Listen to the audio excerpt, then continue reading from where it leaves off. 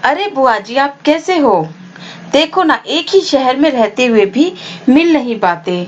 चलो अच्छा हुआ, आज आपसे बाजार में मुलाकात हो गई। आरती ने अपनी बुआ जी को गले लगाते हुए कहा। मैं ठीक हूँ बेटा, तू बता कैसी है? और घर पर सब कैसे हैं? बुआ जी ने पूछा। मैं भी ठीक हूँ बुआ जी, आरती ने जवाब दिया। बुआ और आरती दोनों बात करने लग गईं। तभी बुआ के मुंह से निकल जाता है कि और कब की गई है तो मायके? आरती से पूछा। अरे बुआ, मैं तो कल ही आई हूँ मायके से। जब मन होता है तब चली जाती हूँ, और माँ पापा भी बुलाते ही रहते हैं, आरती ने खुश होते हुए कहा।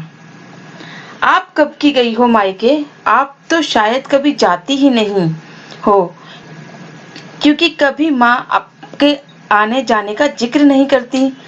अरे जब तक माँ बाप थे तब तक मायका था। तेरी माँ की तरह मुझे भी मेरी माँ यानी तेरी दादी बुलाती रहती थी। गर्मियों की छुट्टियां हो या शादी ब्याह, कुछ भी काम हो तो बस मुझे बुलाती।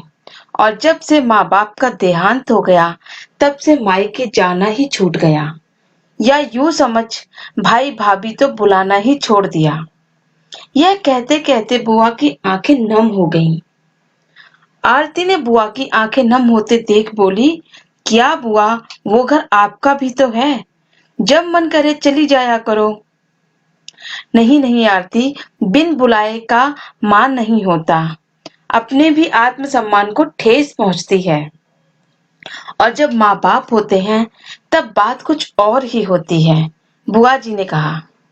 अच्छा आरती, मैं चलती हूँ, अभी सब्जियां भी खरीदनी हैं। और सुन, कभी कभी अपनी बुआ से मिलने भी आ जाया कर, मुझे अच्छा लगेगा। और मायके जाए तो मुझे बताना, कुछ सामान भेजना है, बुआ ने जाते जाते कहा। ठीक है बुआ जी, आपके यहाँ जरूर आऊंगी, आरती ने कहा। आरती घर जाते समय रास्ते में सोचने लगी, क्या सच में माँ बाप है तब तक ही बेटी अपने मायके आ जा सकती है? क्या बिन माता पिता के मायका नहीं होता? उसने देखा बुआ की आंखों में मायके की तड़प को। सोचते सोचते कब आरती का घर आ गया पता ही नहीं चला। आरती ने घर आकर सामान एक कोने में रखा और बस आराम से बैठने ही वाली थी कि इतने में माँ कौशल्या का फोन आ गया। हेलो बेटी, कैसी हो? माँ ने कहा। ठीक हूँ माँ, तुम कैसी हो? आरती ने जवाब देते हुए कहा।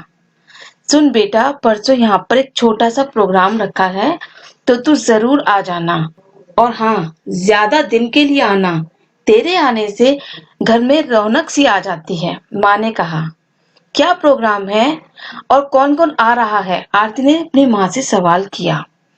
अरे भूल गई क्या, तेरे पापा का कल जन्मदिन है, तो बस छोटा सा प्रोग्राम रखा है, और तो किसी को भी नहीं बुलाया, बस तू आ जाना, माँ ने आरती के सवाल का जवाब दिया। सुनो माँ, आज बाजार में मुझे बुआ मिली थी, आरती ने अपनी माँ से कहा।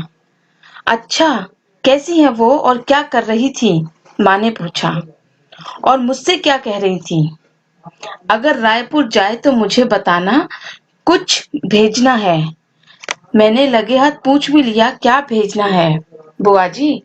तो बुआ जी ने बताया कि तेरे पापा को आटे और घी से बने लड्डू बहुत ही पसंद हैं। यह कहते कहते बुआ की आंखें नम हो गईं। आंखें नम देखकर मुझे भी एहसास हुआ कि दादी दादाजी के जाने के बाद तो जैसे बुआ का मायके से नाता ही छूट गया हो। ना तो कभी पापा ने और ना कभी आपने बुआ को ऐसे बुलाया जैसे आप मुझे बुलाते हो। अब तो यह डर मेरे मन में भी बैठ गया है। क्या मायका सिर्फ माता पिता के रहने तक होता है? क्या बहन बेटी मायके के बुलावे के लिए तरसती रहती हैं? अगर ऐसा ही है तो मुझे भी इस कल के लिए तैयार रहना चाहिए, क्योंकि भैया भी।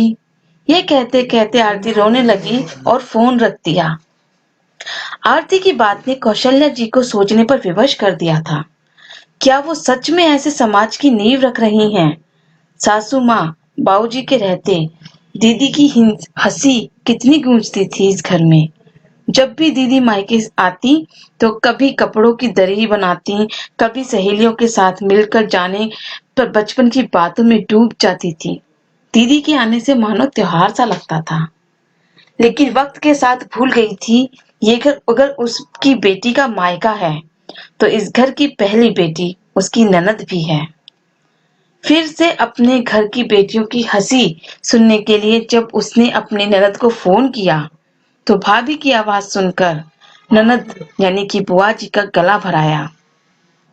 कौशल्या ने भी हंसते हुए कहा, दीदी आटे के लड्डू ज्यादा बनाना, अब मैं भी खाती हूँ, पर खाती सिर्फ आपके हाथों से ही हूँ, इसलिए जल्दी आना अपने मायके।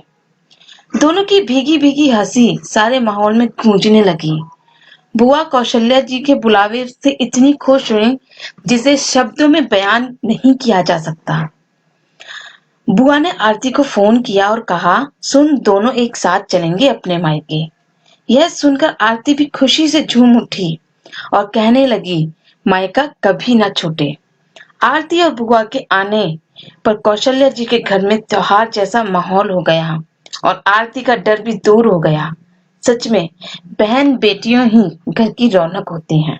दोस्तों, ये छोटी सी कहानी आपके दिल को उम्मीद करती हूँ छू गई होगी, क्योंकि हम भी उम्मीद करते हैं कि कभी किसी बेटी का मायका ना छूटे।